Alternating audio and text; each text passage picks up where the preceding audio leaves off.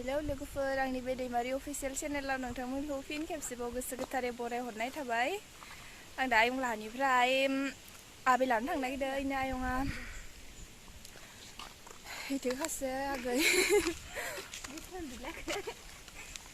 नोंथांमोना भिडिअखौ नायलांबाय थादों आरो जायफ्रा आंनि चेनेलखौ साबस्क्राइब खालामाखै अननानै आंनि चेनेलखौ साबस्क्राइब खालामनानै हो। न'आव थाङाखै आङो दाख्लै फैनायानो ढेकियाजुलियाव थांनाया सिगां आलासि जाबाय आमथिनि सिगाङावनो फैदोंमोन। दाबो न'आव थाङाखै। गाबोनफोर थांनाय जाबा थांसिगोन।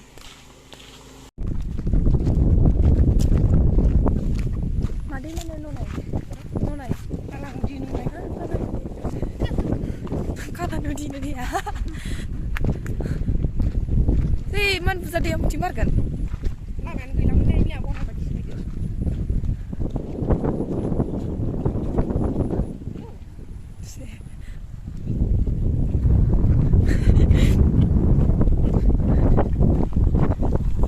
नै काला नदि पार जाबाय थादों लोगोफोर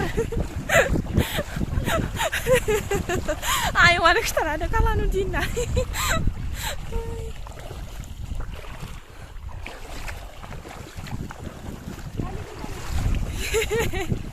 भगबान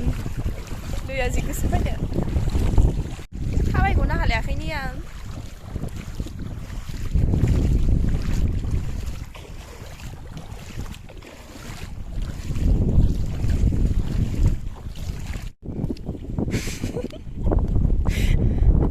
आथिंनि अबस्था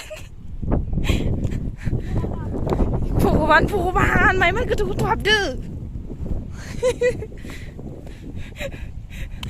नै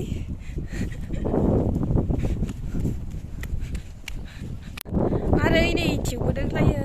जि गुवारखा आबै लानो थांबाय थादों जों दा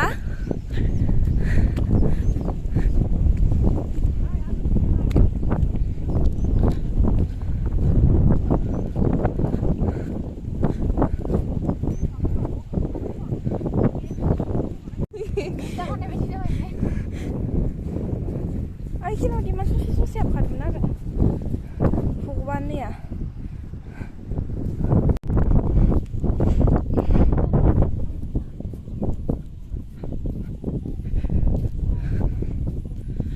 दैमा बारखांबाय नै इथिं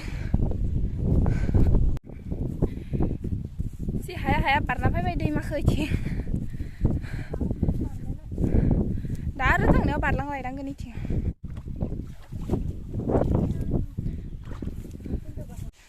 भिडिअखौ मोजां मोनदोंबा अननानै लाइक खालामना हो आरो कमेन्टआव खोन्थाहरनो बेबिनानो बेबि आय बुंजालाय सेन्देल बानायसो आङो